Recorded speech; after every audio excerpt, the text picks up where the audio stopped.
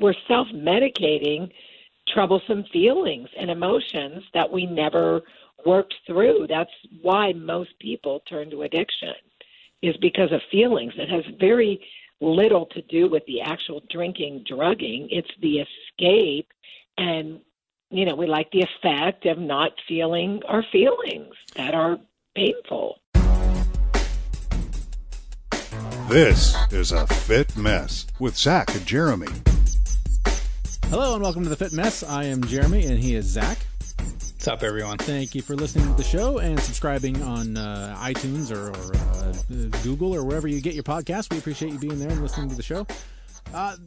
The show that we have for you today came together a little backwards for us. A lot of times we sort of pursue different biohacks, different things that we can do to, you know, optimize our health, improve our mental clarity, whatever the thing is that we're into.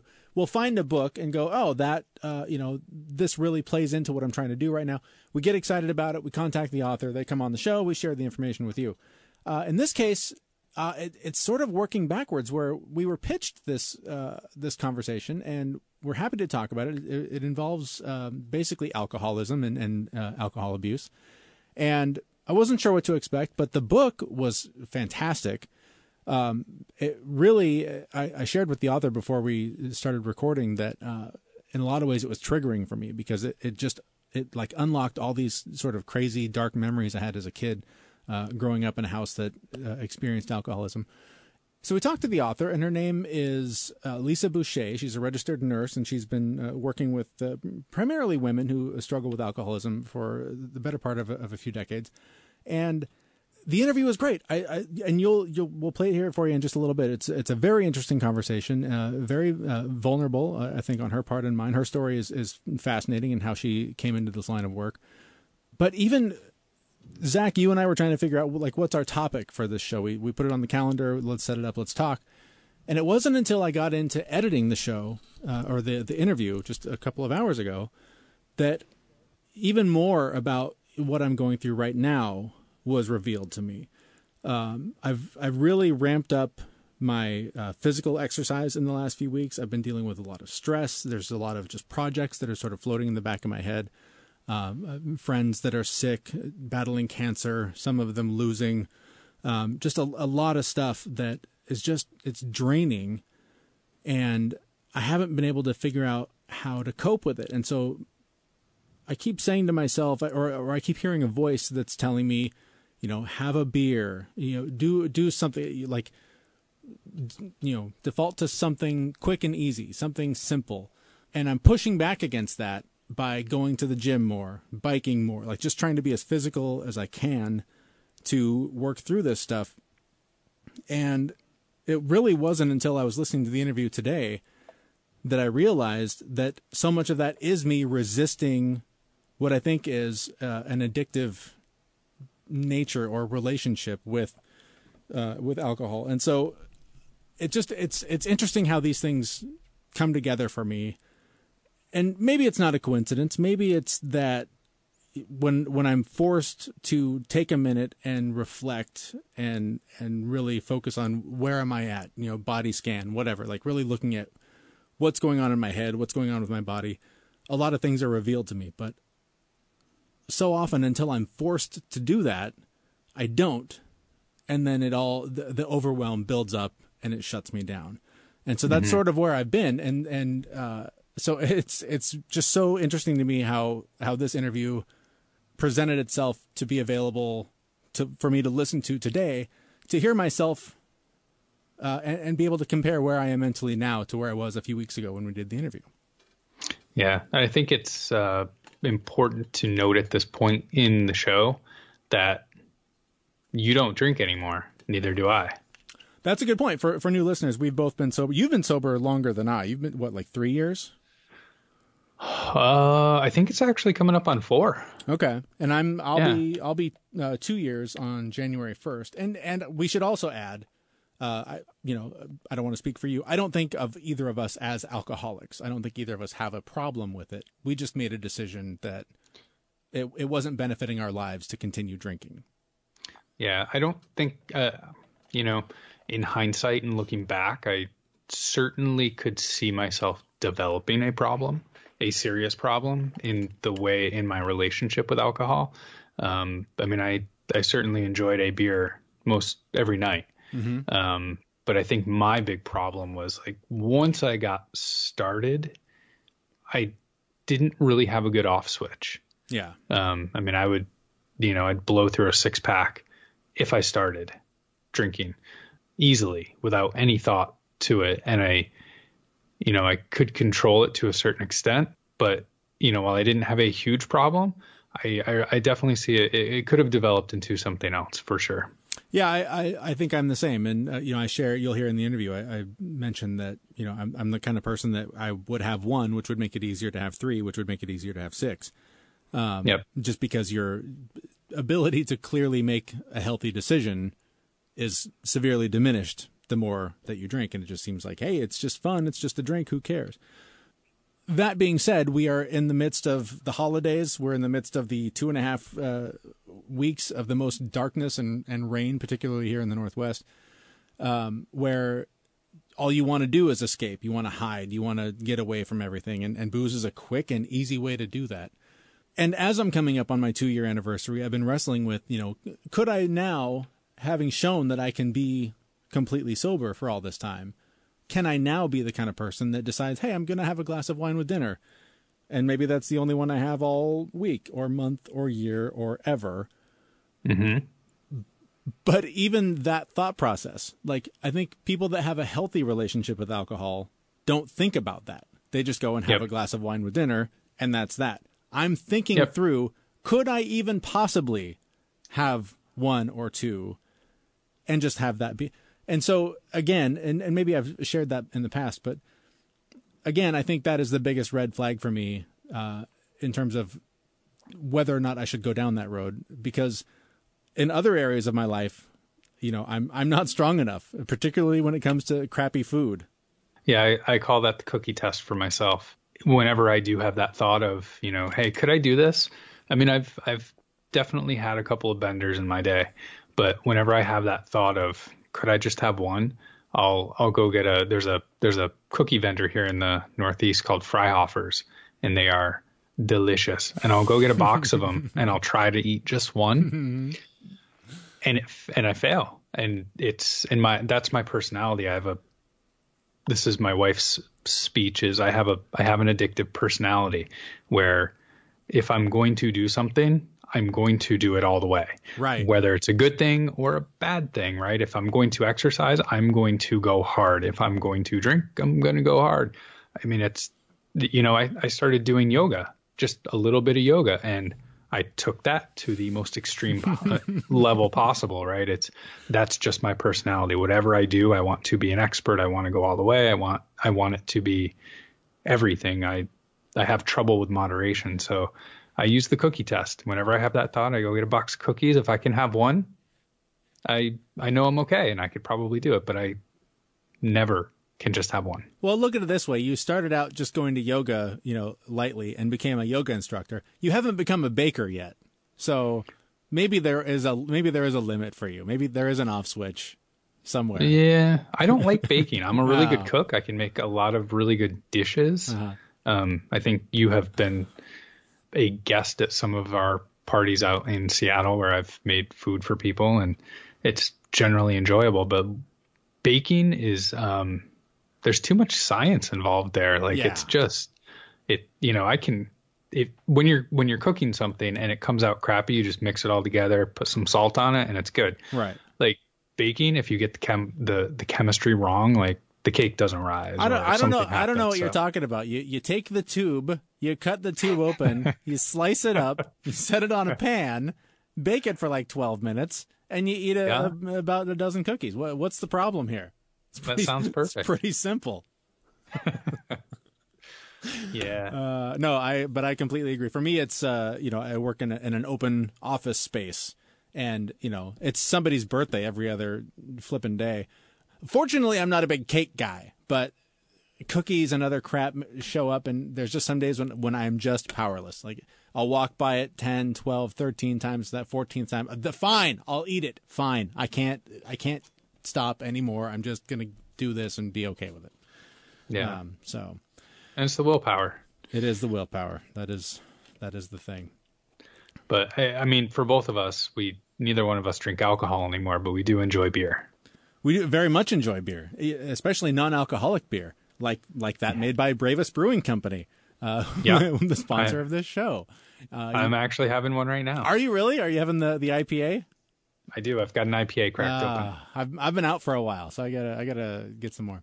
Anyways, you can get some more at our website, thefitmess.com. There's a link. Click on that. Use the promo code FitMess10 and get yourself some delicious non-alcoholic beer and drink guilt-free. That's what I always say. Speaking of drinking and alcoholism, our guest, Lisa Boucher, a registered nurse, she wrote the book Raising the Bottom, Making Mindful Choices in a Drinking Culture. Again, this is something I think that is on a lot of people's minds. As evidence, our blogger, the Be Well Mama, her submission was about mommy drinking culture. So, I mean, and it's a great read. You should check it out also at our website, thefitmess.com. This is just something that I think a lot of people are trying to come to terms with because it is so ingrained in our culture. It is just something that is part of everyone's everyday life, and it's so difficult to avoid it once you make the decision to do so. So a fascinating conversation with Lisa Boucher. Basically just started out asking her about how she got to this point in her life. Growing up with an alcoholic mother, and just a brief, give people a really brief background for her. She's a registered nurse. My father is a businessman, and it looks normal from the outside. And my mother's addiction started when I was very, very young, probably as a baby. She started taking Valium prescribed by a doctor. And people forget that Valium was the pharmaceutical company's first billion-dollar drug. So that's with a B. So she got addicted, and then it segued into alcohol.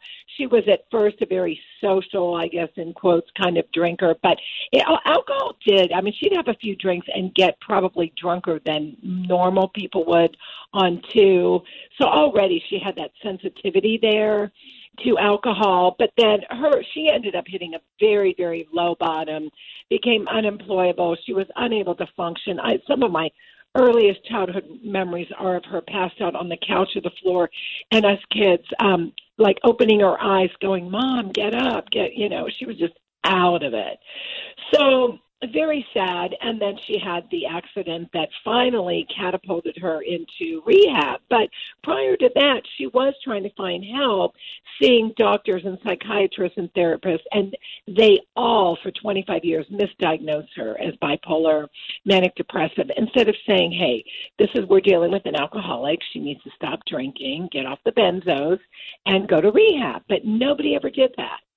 So fast forward, after her accident, then my drinking, I started drinking at 12 years old. You're growing up in complete, utter chaos. I just remember feeling a lot of fear as a child. My father was a rageaholic, a control freak, probably because he was trying to micromanage my mother's alcoholism. And we know what a beast that is and how impossible that is. So it was just really had a negative impact on the entire family. And so I started drinking at 12, not a lot though, had older sisters, that kind of thing. It was escalating. So in my early 20s, my mother finally sobers up.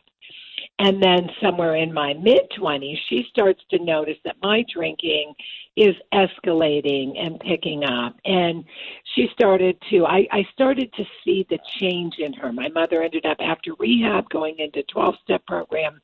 And she was like morphing into this amazing woman. And just how brilliant she really was and articulate. And she began helping so many people. So I'm watching this, and comparing it to like, wow, for my whole life, I did not have really a mother in many ways. She was there in body, but mind and spirit were gone. And so when she started to mention things about my drinking, instead of getting defensive like so many people do, I chose to kind of listen to her. Now, I didn't sober up right away. I mean, she was probably chirping for a couple years, but she had planted some seeds. I knew I was drinking more. I knew my life, I'd been in and out of college for a decade, that kind of thing. But it still looks, when you're in your 20s, you can get away with a lot of not being settled and drinking and partying and all of that. But I just knew in my gut that the alcohol was causing my behavior to change, my moods to change very labile. I couldn't really predict, am I going to rip your head off with some verbal tirade, or am I just going to dissolve into a fit of tears? It was that kind of thing. And that's just really not my baseline personality. I'm pretty even keel, don't get too upset. So that was just really starting to bother me a lot. And then my husband had mentioned things. And so I ended up going to 12-step programs myself.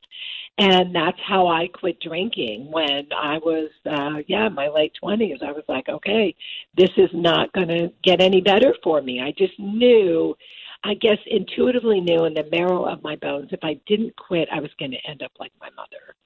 And I didn't want to do that. So it sounds like you didn't have to hit a rock bottom. There were just enough warning signs that steered you on the right path.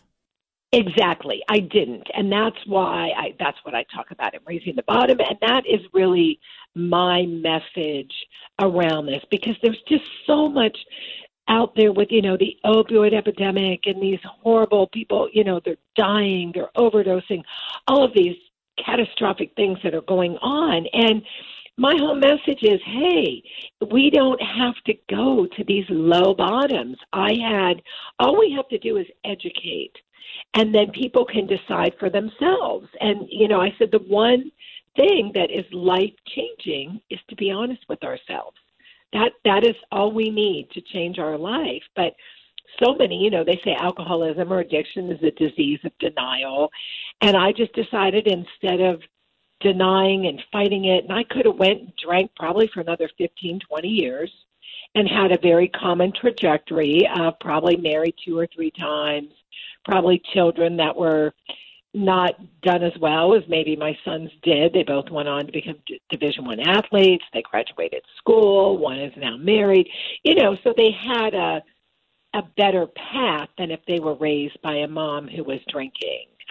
They might have not made it in the sports world, because that takes you can't really excel and find your potential when you're trying to survive in an environment like I was as a child. You're just trying to survive and cope. So how can anyone really find their potential in that environment? And I think parents kind of miss that piece there. Like, their kids might look like they're functioning and doing okay, but are they really meeting their potential if they have a lot of anger and resentment because of the parents' behavior and drinking and marriages and social life and going out constantly? And you know what I'm saying? That kind of thing. So there's like this whole big picture that a lot of people miss. And we need to talk about it more. What does early alcoholism look like? What are some of the signs? When you're sitting at your desk in the middle of the day and you're thinking about what you're going to drink, or where you're going to stop to have drinks, or what bottle of wine you're going to buy, or maybe I can't go to that store because I've already been there 4 times this week. I got to drive a few miles out of my way. I'll go to that store. When you're doing that, you're already in trouble with alcohol. But that's where so many people can still justify it. You know what I'm saying? Oh, for sure. I wanted to touch on the childhood stuff, because that was, as I mentioned, there was a lot of things that really resonated with me and sort of reignited some memories and some feelings. I recently went to a retreat, completely unrelated to any of this, but in the process of the work that I was doing, really discovered how most of my life, I'm 43, the vast majority of my life I have tried to hide. And to a point where I was a much heavier version of myself than I am now, tried to hide behind alcohol, tried to hide behind other drugs, just have spent most of my life trying to not be seen. And I had this sort of epiphany over this weekend retreat where I realized that's not truly what I want. I want to be seen. I want to be acknowledged in one way or another. And there was something about your description. and I don't know how much of it was me inferring it on the situation or what I was getting off the pages, but you were describing something that made me think of hiding as a child from fighting parents who were fighting probably because of or over alcohol. And I really realized how much that sort of shaped my personality and my need to hide. Is that something that you also felt, or have you heard that from other people that have gone through similar things? Oh, God, yes. I mean, that makes absolute sense. If you're like, again, you're in these toxic environments, alcohol-fueled homes, they're toxic. And so to keep the peace, children will take any number of, maybe for you, like you said, it was just easier to just kind of stay small and not be seen and hide, where others might act out badly. I know I talk about my brother in the book. He was the opposite. He was like, they diagnosed him with ADHD, and he was just a terror, just running around, just destroying everything in sight. He was wanting attention is what he was wanting. So kids will manifest behaviors because of the environment, and it's not uncommon for a number of things. And when you're a parent who's drinking, you're not picking up that your child is feeling that way and needs, help. Maybe they're a little on the shy side, or maybe just naturally they have a predisposition to that. But when you're a sane and sober parent, you can parent to bring and nurture your child in ways to help them through these little personality quirks. But when we're raised in these environments that are toxic, I don't really remember, feeling that I wanted to be small. I just remember feeling scared. I was always scared. So did I keep to myself more? I know I talk in my book about my horse. That was rather life-saving for me. That gave me a very healthy out. And I do believe in my heart that I would have been an addict at 13 years old if I didn't have that horse. But it gave me the love I wasn't getting at home. It gave me a place that I still really resonate in nature, animals. I love that environment. So I had a healthy environment that took me out of that toxic. But what do you do if you're a kid and you don't have a healthy outlet to get away from that? You internalize these emotions. And then, like you said, Jeremy, maybe you overeat, or people get addicted to relationships that mirror the dysfunction that they were raised in. Unwittingly, we do that because it's comfortable. It might not be healthy, but we gravitate to what's comfortable. So all of these things then come out, bleed out in our adult lives with dysfunctional relationships, addictions, overeating, possibly some people get addicted to porn, sex. It doesn't really matter what the addiction is. We're self-medicating troublesome feelings and emotions that we never worked through. That's why most people turn to addiction, is because of feelings. It has very little to do with the actual drinking, drugging. It's the escape, and, we like the effect of not feeling our feelings that are painful. That was something about a year ago, one of our first episodes, we spoke with an author. His name's Johan Hari. Are you familiar with his work? No, I'm not. He wrote a book called Lost Connections, and he basically describes that addiction, the cause of addiction is a lack of connection. It's I am familiar then. Yes, yeah. I have heard of that. And I believe yes. And that's why in recovery, it really helps to have connection, sober friends, so that you don't feel so alone. And, they say for recovery to take hold, we have to treat bio, psycho, social, and spiritual.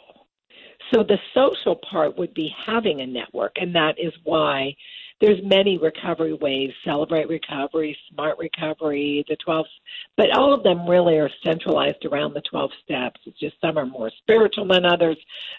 Celebrate is more religious. Smart is not religious.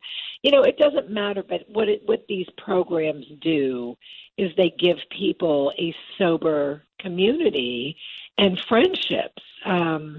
I would say most of my friends are in recovery. Not all of them. I still have some friends that from my old life, but those are the people that never really drank heavily. And my hard drinking buddies, that's pretty much just what they are, is drinking buddies. And if I'd see them out, we'd be cordial, we'd say hey and catch up, but they're not someone I'm going to keep in conscious contact with because we really have nothing in common anymore. I wanted to ask you about that relationship with the people that you used to drink with. I have friends that was very much what kept us, I wouldn't say what kept us together, but that was where we found a common bond as we would go out drinking.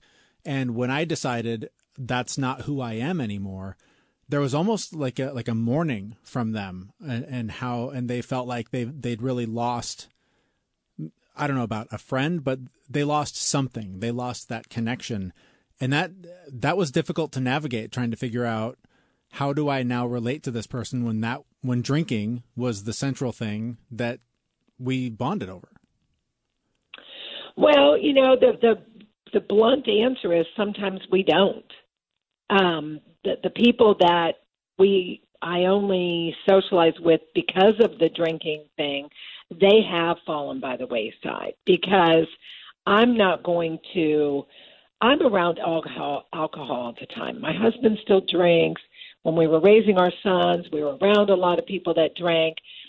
But I didn't have close connections with these people. It was mostly because I was thrown into this because of your kids and you get to know the parents and whatnot.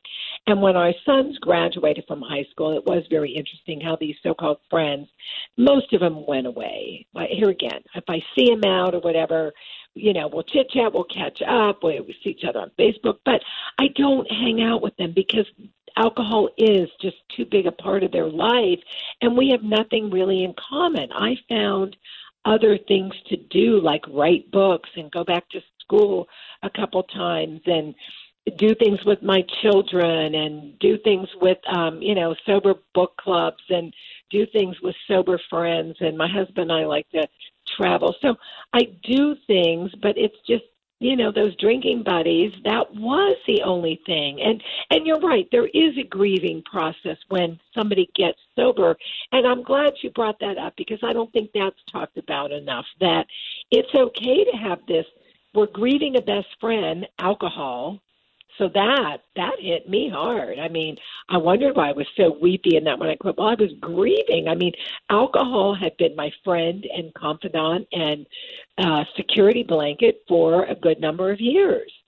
And I was kicking it to the curb. So that was upsetting, giving up those friendships. And I didn't do it abruptly. I mean, I did try to maintain some of those ties, but what I found is as I got healthier, I didn't really want to maintain those ties because I saw how sick some of it really was and how self-destructive a lot of it really was. And it wasn't that I don't like those people, but I just don't want to live that unhealthy lifestyle.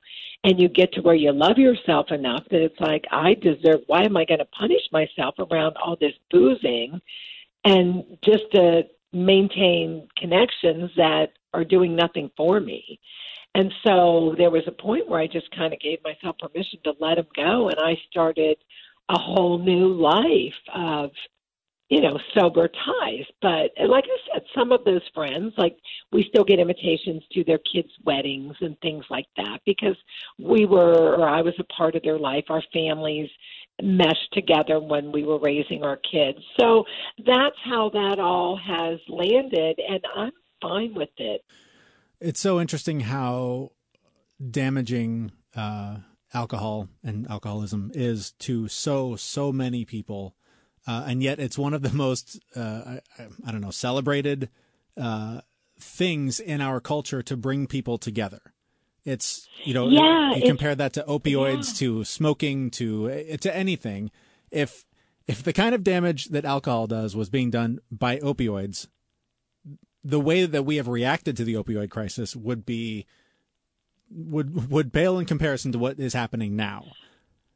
Well, but Jeremy, okay, so another great point that you brought up. So it is doing. So let me just give you some stats. Last year, 72,000 people died from opioids. However, last year, 88,000 people died from alcohol. Alcohol is still the most widely abused drug. It goes alcohol, then heroin. What's interesting, though, is, I mean, that's death. But consider the social impact of alcoholic mothers and fathers and the cycle that it creates through generation after generation. That, I think, is far more alarming to me than death, because death happens to the person that did it to themselves. And yes, it impacts the others around them, but it's just even the vaping crisis that's going on right now. A few hundred people have died, and you would think that we were all about to be wiped out by the plague.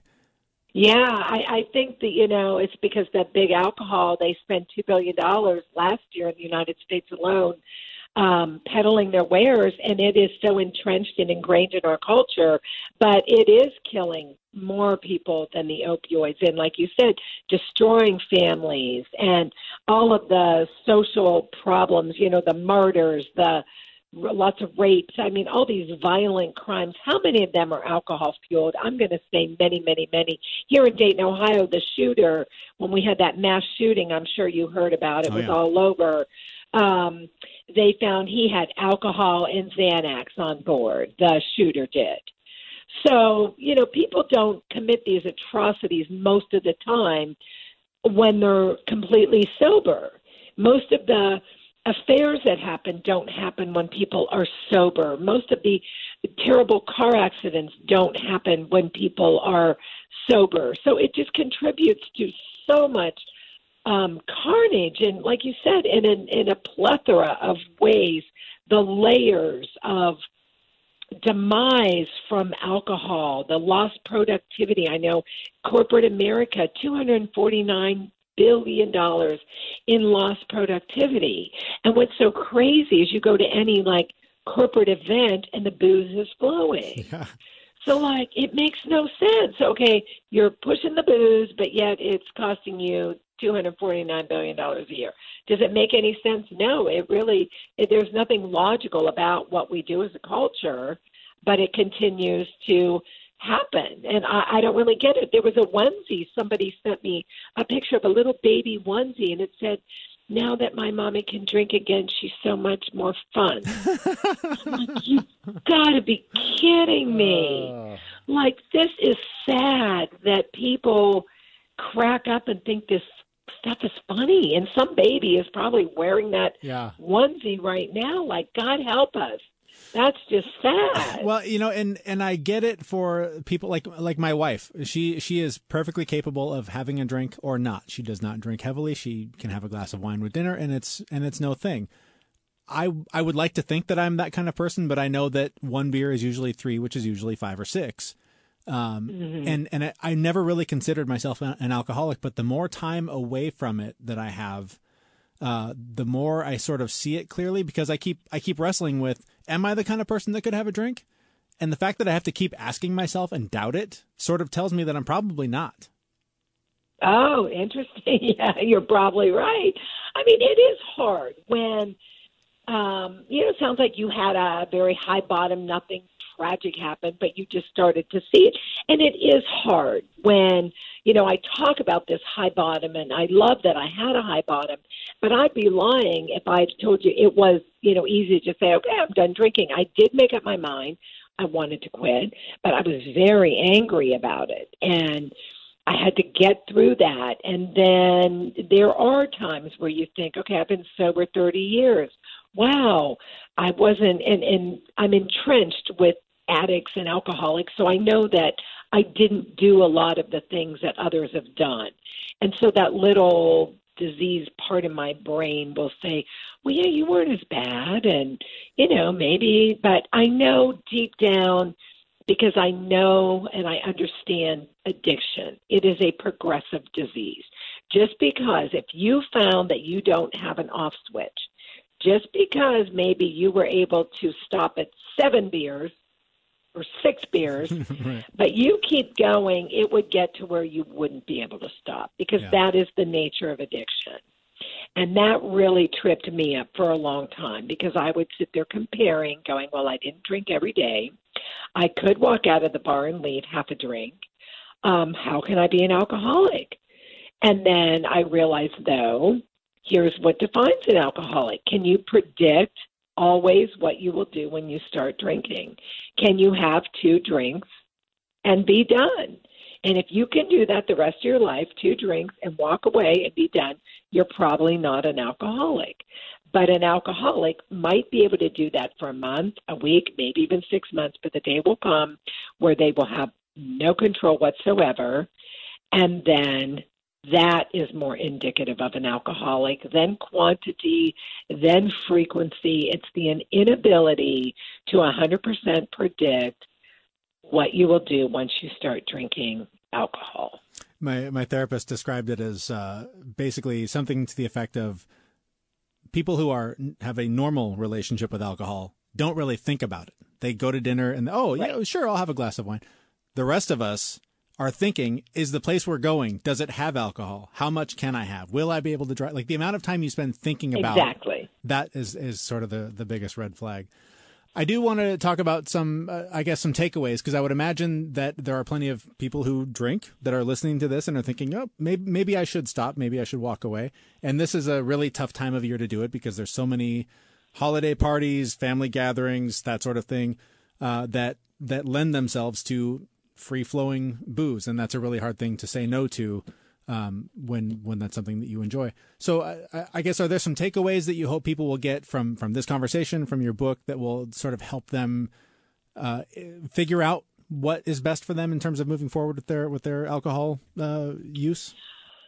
Yeah, I think to segue on what you just said, when you have these conversations in your mind and you're preoccupied with alcohol, that is an early warning sign that your relationship with alcohol is not normal. So you can choose to address it and nip it all in the bud, or continue to practice. Or if you're someone suffering with depression, I always encourage people, instead of running to the doctor and taking all these antidepressants and getting more medication, if you're depressed, stop drinking, because alcohol is a depressant. And so if that thought horrifies you, then there is your problem. You know right already. You don't really need anyone to diagnose you. Your problem is more alcohol than it is depression, if that makes sense. If you find that you have difficulty in your relationships, in your marriage, with your children, ask yourself, am I drinking? Is alcohol in every conversation, and then I react differently than I would when I'm sober? Ask yourself, am I only doing drinking activities? Or do I have any hobbies that don't revolve around alcohol? That's another tall tale sign. I know when I got sober, I had to there was a period there where I was like, oh my gosh, what do you do when you're not in the bar? I wasted a lot of hours in a bar. I loved that environment. I was not a closet drinker at home. But then when you stop drinking, you realize, and then it turns into sadness later on, when I realized how precious time really is, and I wasted quite a bit of it drinking and sitting in bars doing absolutely nothing productive, and not contributing anything worthwhile to my health, my family, really anything. So that kind of thing. So those are some takeaways where you can ask yourself, am I treading into this danger zone? If you find yourself that you can't stop when you start, or you get drunk when you don't mean to too many times, or the people you are around, everybody is drinking heavily, this can make somebody else's, my drinking can then look more normal. So I think a lot of alcoholics do that, or people that are getting into the danger zone with alcohol. They tend to switch friend groups and start hanging with people that drink more heavily so that their drinking doesn't look abnormal.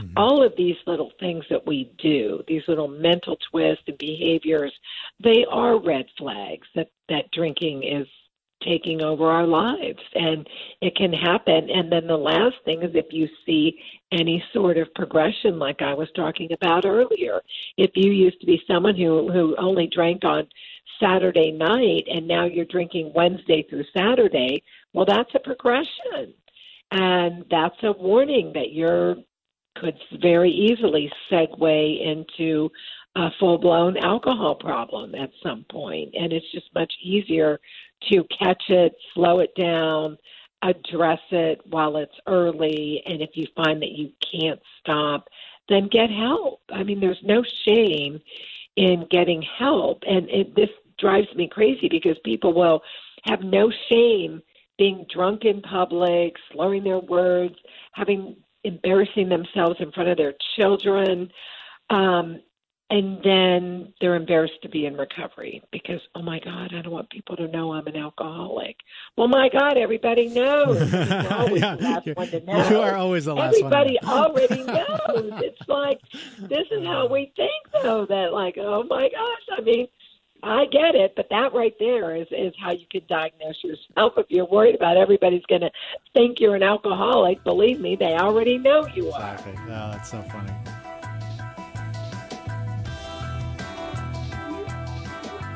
Again, the book, Raising the Bottom, Making Mindful Choices in a Drinking Culture. It's written by Lisa Boucher. Fascinating conversation. Really glad that we got to talk to her, and you can get a link to buy that book on our website, thefitmess.com. Challenge time, right? So what did we do last week? Last week you challenged me, I believe.